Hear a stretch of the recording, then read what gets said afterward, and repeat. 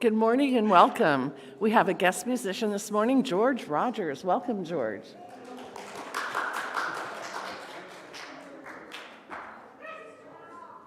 Now? Okay. She's in charge of getting me started and getting the hook if I go too long. Some bright morning when this life is o'er, I fly away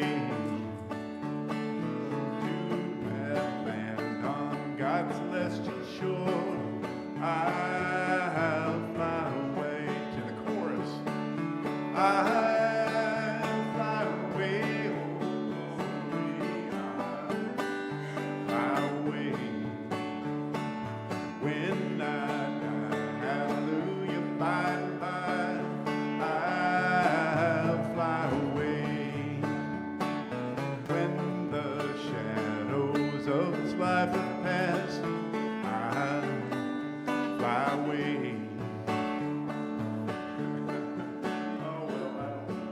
Like a bird from these prison walls I'll fly, I'll fly away.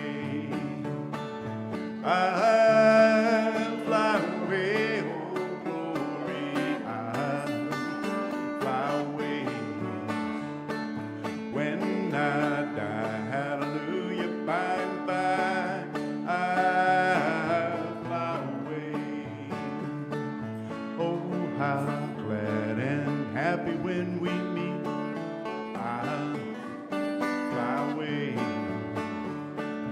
No more cold iron shackles on my feet, I'll fly away. I'll fly away, oh glory, I'll fly away when I die, hallelujah, by and by, I'll fly away.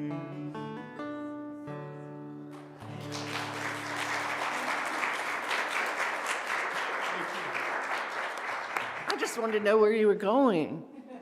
Flying away. Well, you know, it's a mystery to me. If I figure it out, I will let you know. Okay, well, I hope everybody's flying to their wonderful place that you want to go. That's great. A great way to open the day. All right. I'm Reverend Dr. Mary Mitchell. I'm the practitioner today, and I want to introduce you to our two students who are studying to be practitioner, Kristen Carr and Christy Carr. Stand up.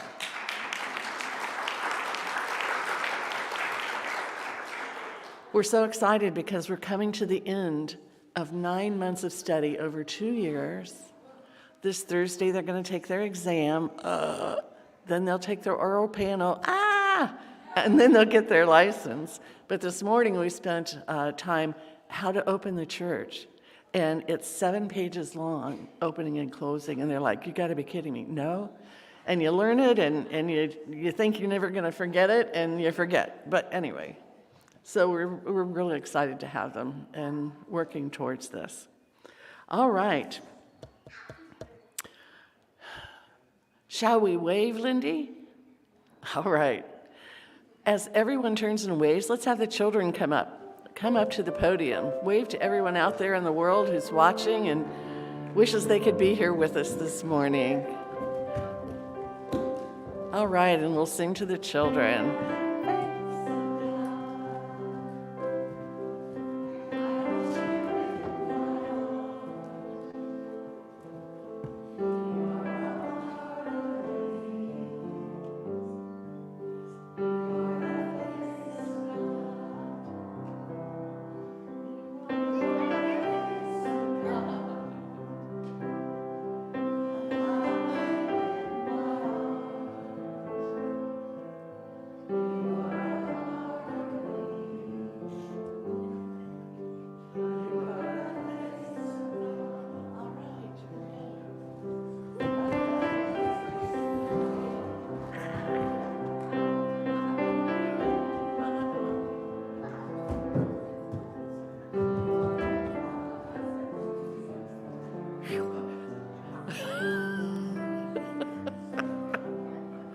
So much energy. Woo!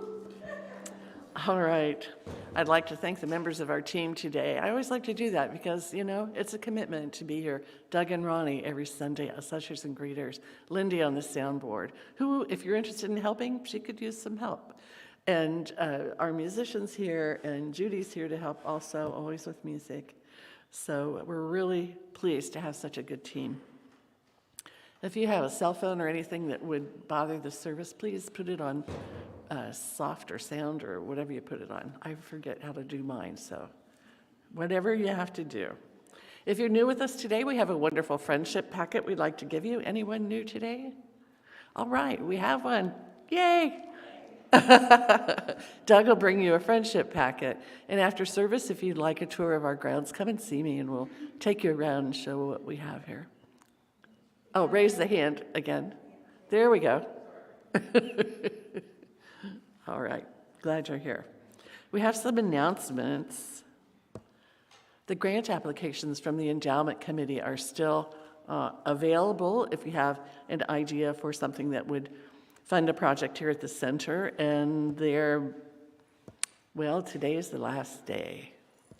So forget that. All right, we're having the collectibles and rummage sale next weekend. And after today's service, we accept anything you'd like to donate and all during the week. And if you would like to sign up in the foyer to help for a couple hours, that would be really great because this will be turned into Macy's as well as the parking lot. And there will be hundreds of people here. And so we could use all the help we could get. The kitchen cookies, the McQuistons and their helpers are inviting you to bring some dishes on Sunday, something that you would like. If you maybe don't find what they've got up to your taste, bring your own and share it with other people. And we'd really enjoy that, especially for Mother's Day. Mother's Day is coming up. And if you want to coordinate it with Shirley, because they will be doing something special, please give her an email or a call. There's no book club tomorrow. Robin, the facilitator of the book club, has some family issues. She's not able to make it to town tomorrow, so no book club tomorrow.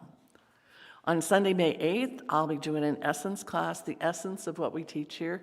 It's about a 45-minute class in the meeting room in the office, and it's one of 2 short classes before you can apply to be a member.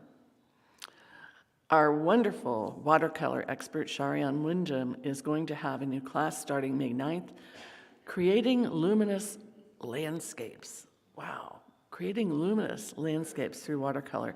Starts Monday, May 9th, 9:30 a.m. to 12 noon. Minimum 4 students, maximum 6.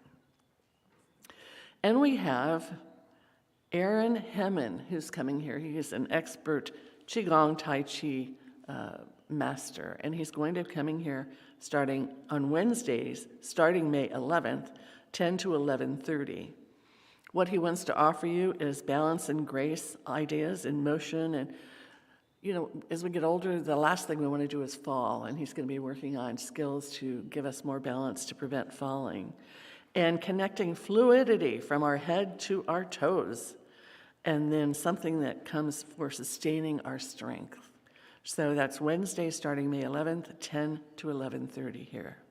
That should be really excellent. Now we have birthdays. Since I have a birthday this month. Oh, Birthday girls that are in the front row. everybody with a birthday, come on up. A birthday in May. Anybody else with a birthday in May? Come on up and join them. Any more? Oh, this is great. All right. Happy birthday to you. Happy birthday to you. Happy birthday to the girls. To the girls. Happy birthday to you. Good for you. That's beautiful. An Beautiful, honor. beautiful. It's wonderful when you get older to actually celebrate a birthday instead of going,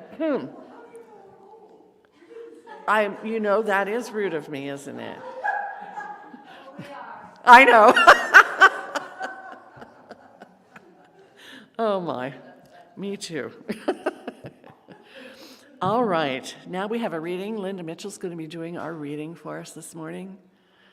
And we do appreciate her doing that because we know how much we miss Craig. And his memorial will be May 22nd. Is that right? At Sunday at 2 o'clock here. Thank you, Linda.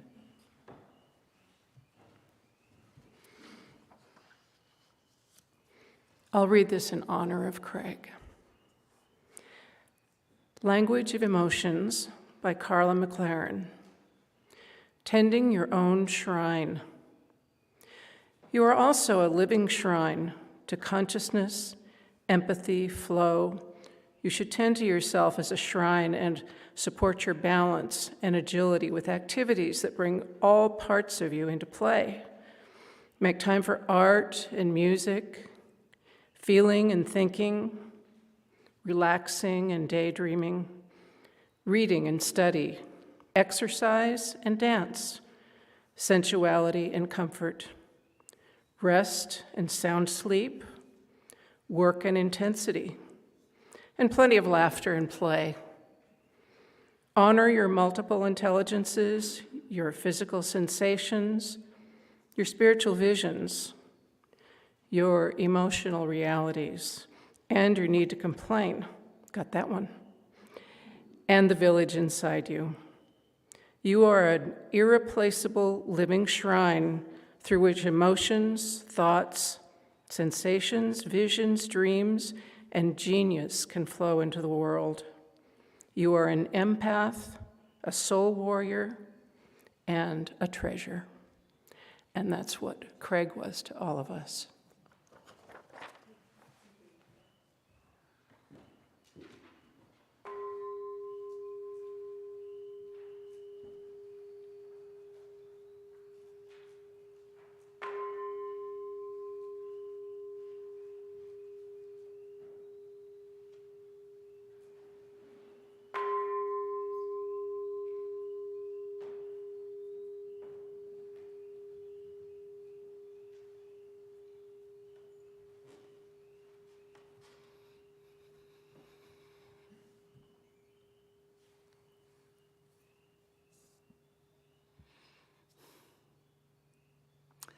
There is only one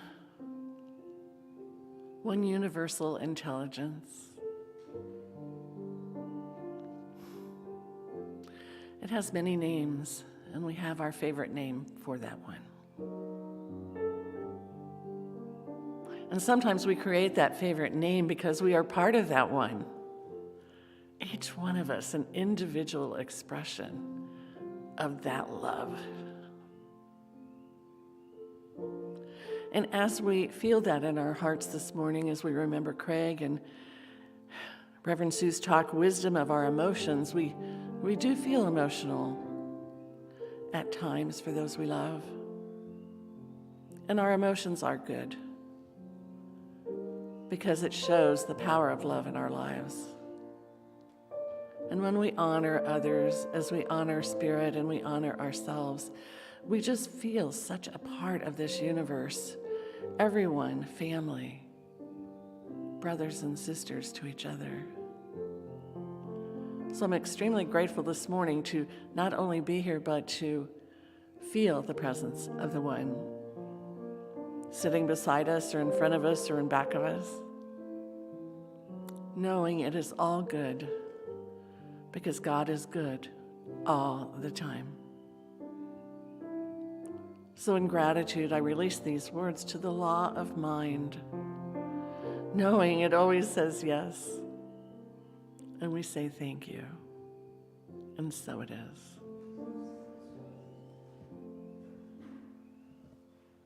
Reverend Sue.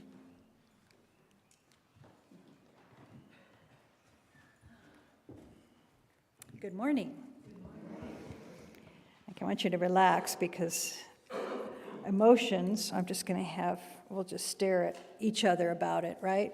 Hold back. It's not about being sad. Happiness is an emotion, right? That's a good one. So we'll just relax with this, and then when I hit one of your triggers, then you can show me. Now that we have no masks, I can see your expressions when you're happy and when you're annoyed. What a privilege to stand before you. So, Ernest Holmes starts this off with saying, I am, we are, speaking of the power that sustains life, of the intelligence that directs it, and the wisdom that governs it. We're speaking of love, the warmth and color which awakens to consciousness in our own being. And he also says, in the well-balanced person, emotion is controlled by the intellect, but in many people there is a conflict between the emotion and the intellect. So emotion uncontrolled is what produces chaos. So what I appreciated about the reading that Linda did for us this morning is it's a beautiful thought to think about, tending to the shrine, tending to the body. Martha Graham had said once, the body is a holy garment. And it truly is. It is what it is that holds us, of our being, holds the soul of who we are.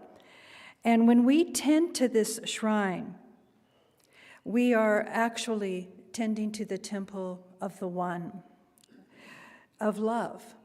And so people sometimes remain in suffering until they can really get a clear understanding of it. We all have done that. But holding our difficulties, we eventually will reach the capacity to change and heal. It's that moment where we bow and we recognize with such great focus and spiritual fervor that we have made it through. We have made it through, and what is revealed, comprehended, and resolved. And there's a sense of deep joy and satisfaction when we find that space. And remember, the emotions are an amazing resource for all of us to learn who we are and who each other is. They provide a vast amount of information. We just finished up the language, not language of the soul, but some soul class. I don't know. But there was one part in there where all it had was little children, and there was about 12 little caricatures of the children doing different emotions. And the class was supposed to pick which one that they resonated with was a common one, a common go-to one for them as a child. So that was really interesting because one gal in the class, Patty, she picked one that was this, and I would have picked this for her today as well. And it's just this pure joy and exuberance for life itself.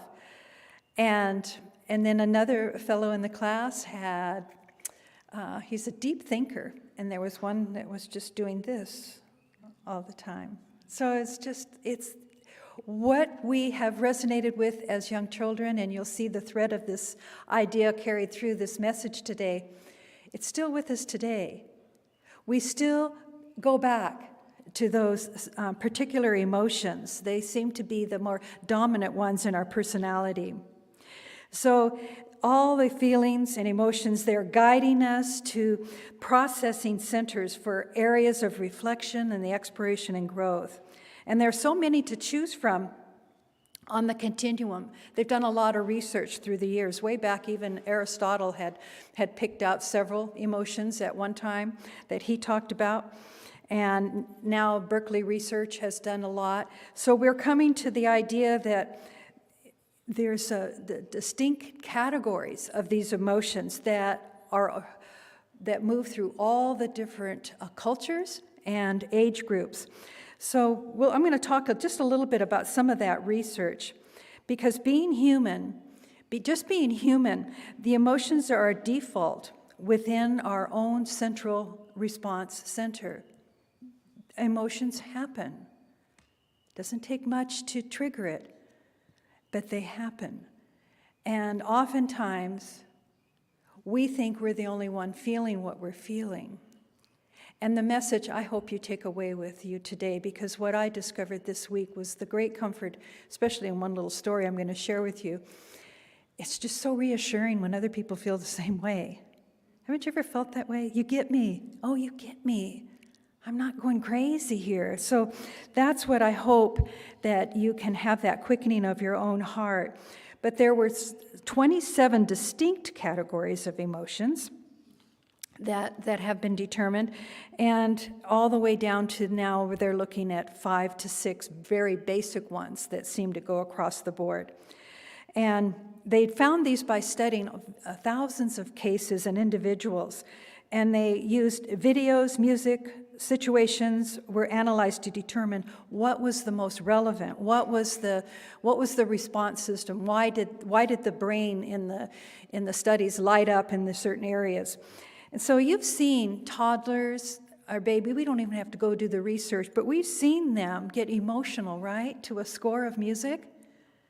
They can just, I love those little videos on Facebook when they show the child just hearing the mom sing and the little lip comes out in a big pout and they're just trying to hold back.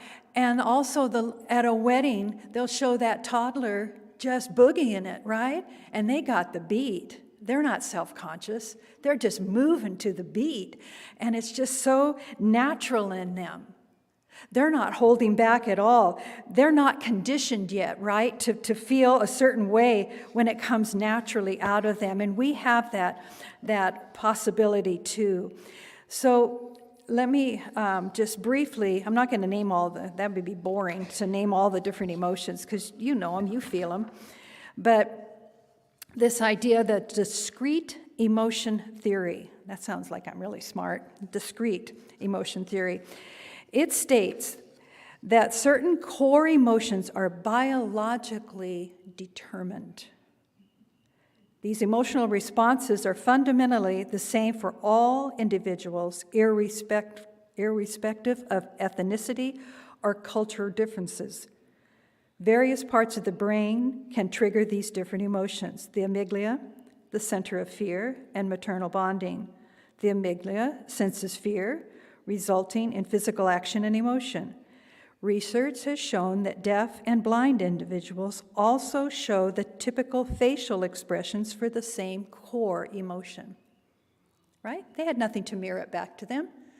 It's a response that I watch my little Corey, and sometimes he gets this little sneer that happens, and I thought, where did he get that? None of us walk around like that. We'll blame it on Danny, but his dad, but no, not really. But it's just this cute little expressions. And my other little grandson, you can look at him, just take a pause and look at him. He can be really happy, and then all of a sudden his head's buried, and he's so sad and tender, and we're like, what'd I do? And you try not to put something on him in those moments. You just try to reach them in those, to try to understand what's going on in their sweet little self. So the 12 emotions from this discrete: interest, joy, surprise, sadness, anger, disgust, contempt, self-hostility. Isn't that an interesting one? Self-hostility. What would that look like on your face?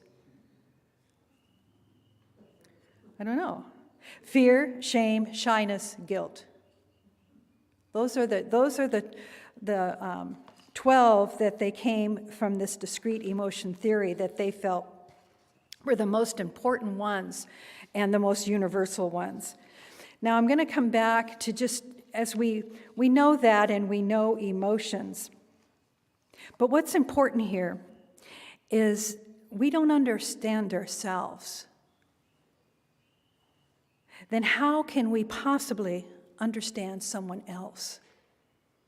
It really boils down to that. How can we, especially if their response displays an emotion that we're not comfortable with, or we deny that it is in us too, then we get into projection, and then we get into weirdness with people and with ourselves. But if we truly want to seek harmony and truly find a world that works for all, it goes back to know thyself first. Know yourself. Know yourself. Balancing this full spectrum of emotions is what we're going to share today as we lean into this ability to find balance in life and relationships. Because remembering that these emotions are universal, that they are felt, though, in varying degrees. Some people are surprised when they've hurt your feelings. That wasn't their intention.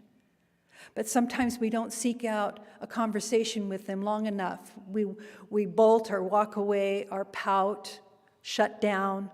We didn't give them time to share who they were with us in that moment.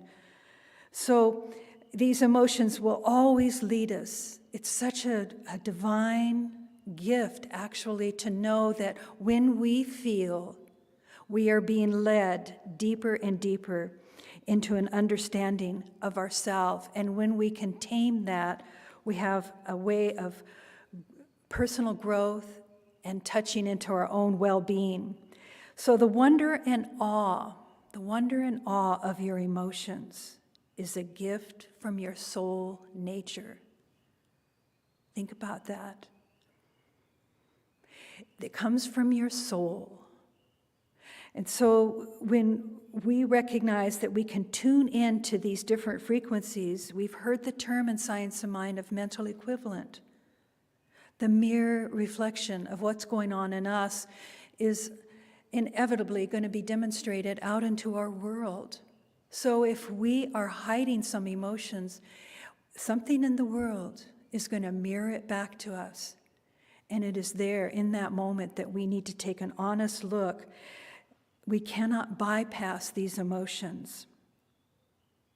Sometimes they do make us uncomfortable and edgy. Charlie doesn't know this week, but I was doing a little experiment, and I was being particularly, let's say a kind way to say it, actually mean. But he's so kind to me and forgiving. He never even reacted, and I was pretty surprised, and then I didn't want to bring it up, because then I didn't want to have something really do happen. But I would just say things like that dominating kind of, well, I told you so, those kinds of things. What I said was, but apparently you are just preoccupied with your phone and can't, and I was just trying on these things. He stayed even. Or he didn't have his hearing aid in. I don't know, but we got through those moments. But I was just trying it on, and I thought, when I did that, it didn't feel good. It didn't feel good to act like that. But sometimes we are that. Unintentionally, it seems to be a place that we go. So I'm asking that in this idea of looking, not bypassing what makes us uncomfortable, because if we bypass, nothing will really get processed, and it's only going to take up space in your shadow and emerge later on when you least expect it, actually. And then I like this idea. I was thinking it's like we become a zombie of these ignored or denied emotions. So processing, reflecting, spiritual practices, deep breathing, stay present, be aware, and forgive, and let go as necessary. So we've all heard, I've mentioned here for the privilege of talking about Byron Katie before, but her work is phenomenal because she asks you, in the work, is it true? You tell your story, you really elaborate on it, and it feels pretty good, and you think, boy, I've really entertained her, and I've got her attention now, and she's going to be on my side. And then she asks you, is it true? And you, yeah, I was there. I'm the one feeling it. Is it absolutely true? And that's your second perspective. And you have to step back and go, I don't know. Or, no, not really. And then she invites you to turn the story around. You become the one that you thought you were the victim, but suddenly you're the one that's caused the whole issue itself. So it's a turnaround story. And the ultimate end is, what would I be without this story? It's usually free. It's usually, I would be free if I could just turn this around. And it's a way to get insight into the other person of what might have been going on to have caused any friction if it was a story such as that. But just look at that. Be brave enough to face your emotions square on. Now I have to find my place. I moved my papers. So sing a tune there, George, would you, for a minute? Yeah, okay, that's good, that's good. Here we go. So all of this is just breaking down your perspectives, okay? And get insight as your consciousness grows. There will always be a deeper revelation that will clear the way. You will find meaning in your life. None of us want to do the spiral. None of us want to go there. So remembering that we have this human feeling center. And going back to the little children, we have, as a child, we had access to that without any hesitation. And every child lived with such an open heart center. We can live from an open heart center. Life as a child was felt, think about that, rather than thought about. Oh, their beautiful imaginations were quite fun to follow, but they were feeling their way. They were lighting their way. Life was an adventure and a curiosity. When did we get so boring and moody? I don't know when we crossed over into that. But life is a call for passion. So there's a time when we started to shut down and we no longer felt so safe to be open. And I can appreciate that. There's a time period when we were growing up, I think it's around junior high age for me, where we started getting self-conscious, not good enough, not cute enough. My legs were so skinny I couldn't even fill out the pantyhose. The little calf still had a pleat in the back. And I all of these things that it was just like they still would haunt me. And so I realized that I was shutting down. Who was I? I was trying to be somebody that had a nice hefty calf. You know, it's just the weirdest thing that we do as we realize once we start to bruise or get our feelings hurt, then our innocence starts to retreat. And then we start operating from our head, right? We start operating from our head and we start to strategize everything. And also parenting and society comes into influence, trying to corral our feelings so we're not an embarrassment out in public by throwing a big tantrum. These moments are crucial to who we are and how we see each other. And for women, it seems like we've always had the privilege of, having our cycle so we could have our moods. And men, you were told, don't show your tears. Hopefully that is of my generation and older.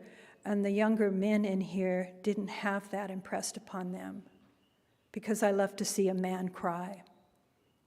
And it's showing that their hearts are open and there's a willingness to go there. But men at first, at times, were said, don't cry, don't be a big baby, buck it up. Society were trying to show us somehow that certain emotions were good and certain ones were bad. But they just are. That's the point here. They just come. So in a good therapy blog, it says emotions themselves are neither good or bad.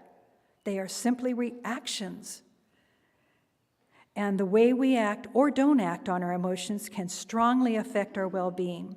So this self-sabotage, as we try to make sense of our nature, to be liked and accepted, yet all the while feeling horribly conflicted. I get that. And certain joy starts to get more and more distant. Then we start shutting down, hiding or running away. But none of that works. None of it works. So let's look at this field of emotions we have access to. And which one of these do you actually include in your life? And which ones seem to be very hidden and they seem to sabotage you, or they're just utterly excluded from your experience? I remember in creative living with Dr. James Golden when we had little small group therapies. There'd be no more than 6 people in the group, and the gal came in and said, I'm going to talk about shame.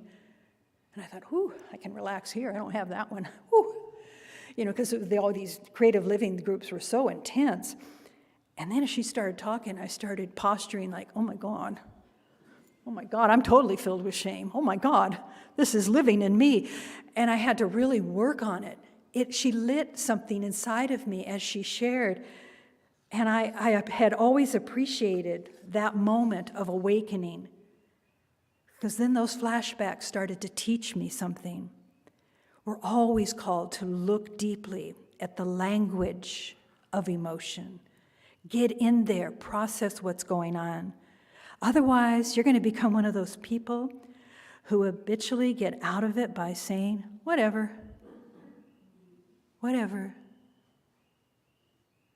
Really? What's behind your whatever? What have I done? Or what do you need to say beyond that? Share with me. Speaking up with emotional intelligence instead of hiding or flying off the handle is healing on every single level. And you can sit with one another with compassion. Because if you don't, it becomes a disease inside of you. One of your organs, especially your heart, your liver, they're going to come speaking back to you because they're holding it for you because you're not paying attention. Find the origin, find the truth, and set up yourself for healing. Rumi reminds us of this. Meet them all at your door. Remember that poem? Welcome them in. Just welcome. Come on in. You're visiting me today. It does take courage and humility, but the spiritual practices will bolster you and strengthen you, and the honest assessments that you process will enliven you. So what are those? You can journal. You can take classes where you feel that you have trust. You can meditate, breathe, move, yoga, tai chi, Pilates, swimming, hiking, walking, dancing, drumming, singing. All of them are opportunities for you. Find a prayer partner. Do your own affirmation work. Do a prayer. Take time in the midst of what you're feeling to sit and say the prayer. Be guided by the sweet intuition that is right there, arms around your emotion, ushering you, because you don't want to resist. What you resist will persist. That goes back from years of understanding this philosophy. So you spend time, intuition, deep reverent listening. That's the yellow brick road back to your center. Yellow brick road back to your heart space. So I wanted to get to a story because I'm getting the little sign on there. Because Mary O'Malley, who wrote What's in the Way is the Way, she reminds us that what we hear as we allow ourselves to get unhooked from the spell of our emotions, we can feel disturbed and sometimes confused, but still we're opening to life and to whatever's going on. She says we need to open to whatever is going on inside, whole host of characters within us: arrogance, despair, righteousness, helplessness, judgment, entitlement, revenge, self-pity. We don't want anyone to know that these are living in us, but surprise, everyone has them. So in Eric Butterworth in Spiritual Economics, nothing else can satisfy or fulfill unless you enjoy the freedom that comes from the control of your inner world of emotions. Mary O'Malley says the energy center of the heart is open to life, whereas your mind is dualistic and caught up most of the time in liking, disliking, wanting, or not wanting, excluding. Look at that inside yourself. What are you liking or resisting? Because your open heart, it is a lover of what is. It includes instead of excludes. That's why it gets your attention. It feels the shutdown. and it wants you to open.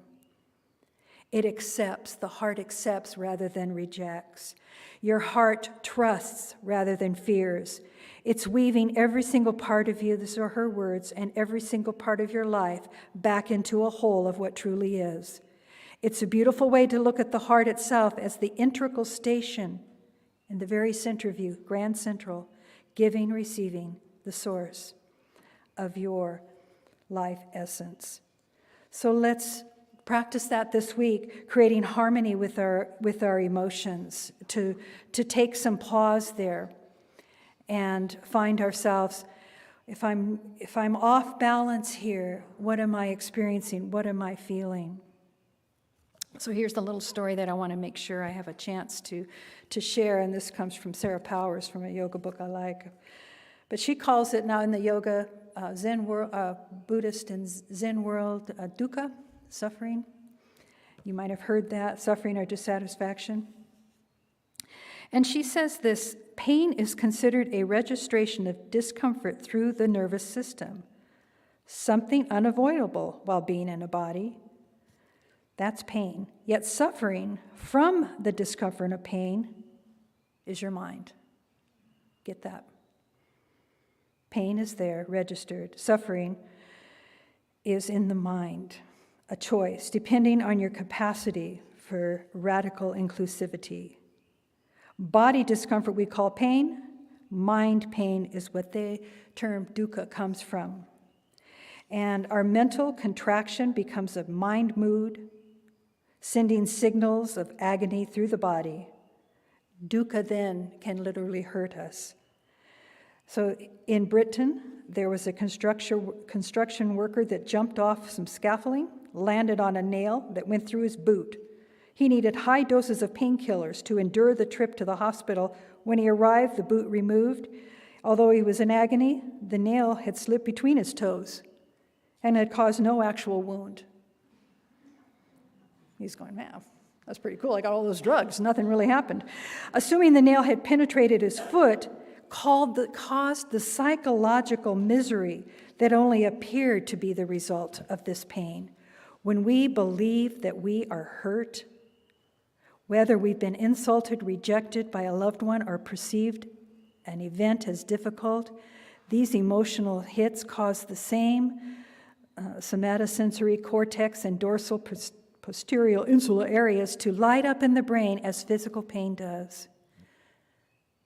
So you see, it's such an innocent. It's all so innocent, how we react and how we feel. There was just in a nutshell, you have done this one Zen practice from, I'm really doing great today. I'm keeping my mind centered. But it's about the story of being in your practice, leaving your home, and feeling pretty centered in yourself. And the author writes about, oh, this car needs to come in, so she waves them in. And they angrily say, get going. Well, she immediately went from her peaceful place that she'd been sitting in her practice to being really annoyed and self-righteous, like, how dare he not take my gracious waving in? And I thought, did I write that?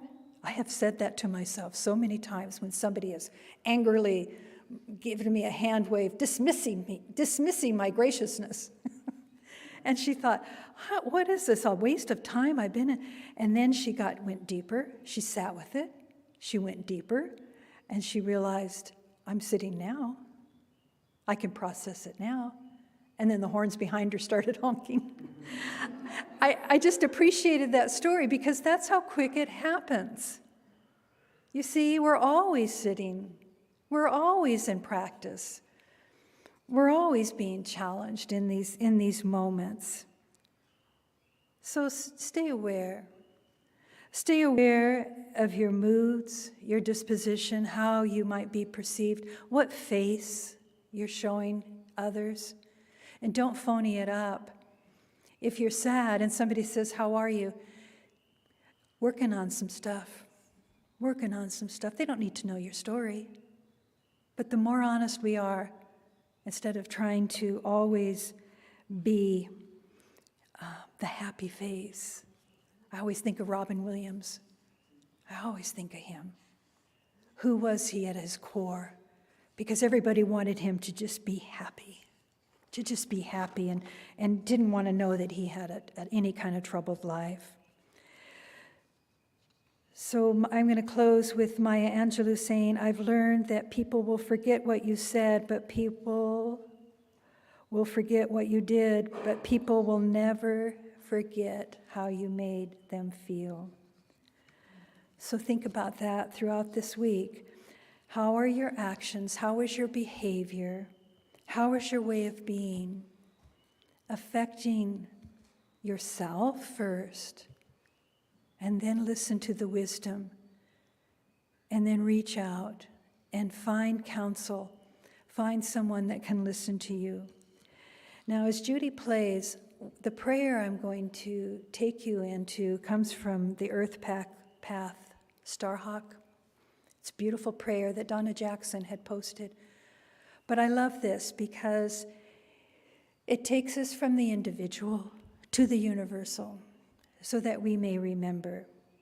So, right now, if your heart, check in, if your heart center feels constricted, take a deeper breath, close your eyes, soften the different emotional lines of your life experience. And let, as what Thich Nhat Hanh says, let that sweet inner smile. No one else really can see it, but it's an inner smile that seems to light up that part of the brain that remembers pure joy. We are all healers for one another. So that is why we share these words from Starhawk. May all the healers of the earth find their own healing. May they be fueled by passionate love for the earth. May they know their fear, but not be stopped by fear. May they know their anger, but not be ruled by rage. May they honor their grief, but not be paralyzed by sorrow. May they transform fear, rage, and grief into compassion and the inspiration to act in service of what they love. May they find the help, the resources, the courage, the luck, the strength, the love, the health, the joy that they need to do the work. May they be in the right place at the right time, in the right way. May they bring alive a great awakening, opening a listening ear to hear the earth's voice, transform imbalance to balance, hate and greed to love. Blessed be the healers of the earth. And I add to that, we are the healers. We are the ones the world has been waiting for. Thank you, God, for the ears and the hearts that remain open to a truth that makes a difference as we live with passion, with love, and most importantly, forgiveness and humility. I release this prayer knowing that we are all connected in this truth. We are one, and so it is. Thank you. Thank you, Judy. George, thank you.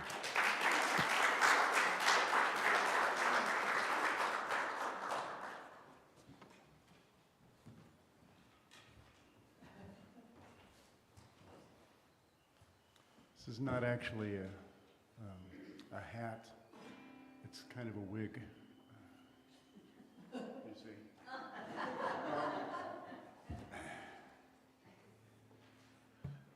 I need to say I was really pleased to hear Linda bring up Craig Boyer. Craig Boyer, I was fortunate to have him as a friend. He was generous and loving and excited about the things that I'm excited about, music and things like that, and just a dear, dear person. And I think he was a benefit, certainly to me. So I hope we all think of him. Now, this song, I brought one too many songs, but this one here is a personal song. And there are times I still go back there to feeling. I have to move this down. Feeling these things. But it's a true story. And it goes like this.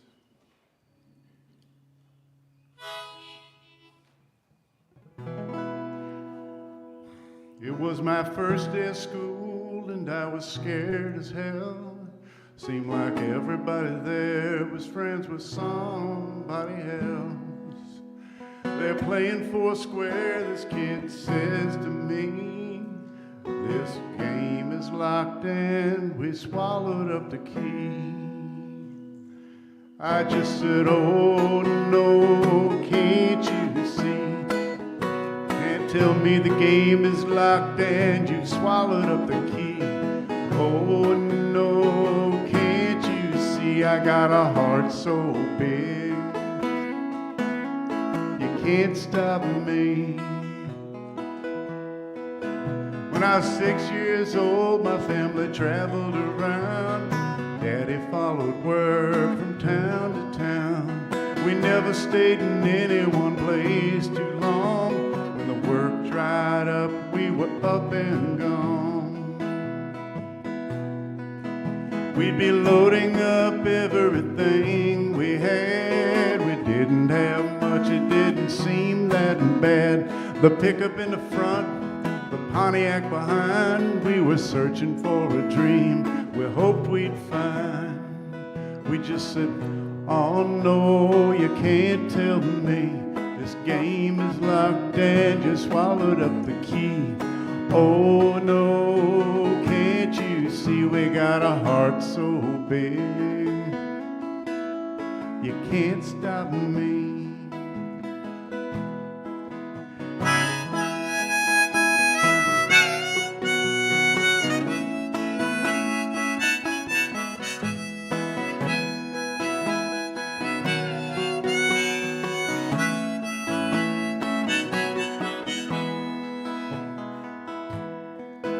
Now we passed 3 churches on a God-forsaken road. Daddy rented us a house, we started to unload. The cars were streaming by, the dust did fly. Nobody even took the time to look us in the eye. We just said, oh no, you can't tell me this game is locked and you swallowed up the key. Oh no, can't you see you got a heart so big, you can't stop me. Well, I'm a grown man now and I quit traveling around. Seems like I know all the people in this town. And when I see somebody new who's trying to find their way, I look them in the eye, this is what I say. I tell them, oh no, you can't tell me that the game is locked and they swallowed up the key. I said, oh no, can't you see you've got a heart so big? Come and walk with me. I say, oh no, you can't tell me this game is locked and they swallowed up the key. I tell them, oh no, can't you see you've got a heart so big? You come and walk with me.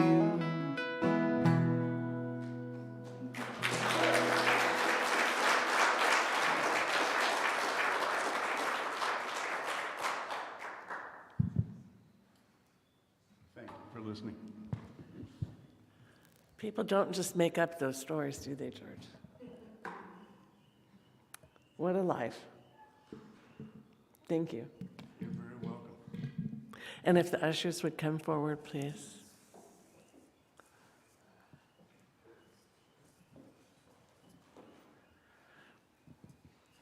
Now, Sue, I'm assuming after service you want all the chairs moved? Oh, nobody can leave. We need all the, like from here, all these chairs moved to the wall, stacked up. So anybody that can help do that, it's really important. All right, we are having our offertory. And as we prepare to give our offering, our heart is filled with love and appreciation, since what is offered here is for our spiritual well-being. We're filled with gratitude, knowing life stays in balance, for as we give, we do receive.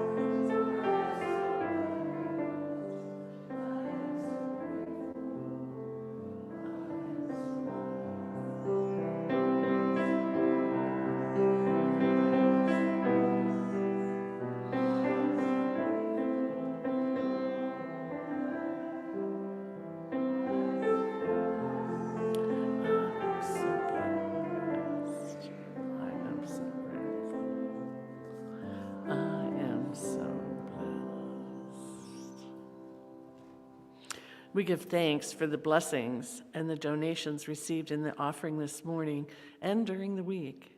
And I know each dollar supports this spiritual family in many ways as we grow together, pray together, and give thanks for all that this center has been blessed with today and always. And so it is. Thank you, ushers. Yes, we're having our big rummage sale this week. Diana, do you want to come and say anything about it in particular? No, other than we need elbow grease.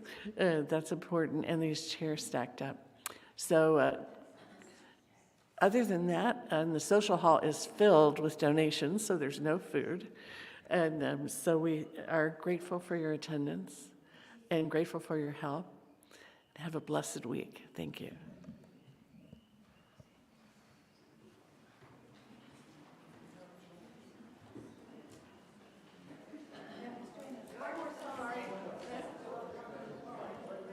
Can we do it to your music? That'd be fine with me. Let's move chairs to the music. All right. I wish you all knew the song. You could sing with me, but we'll see.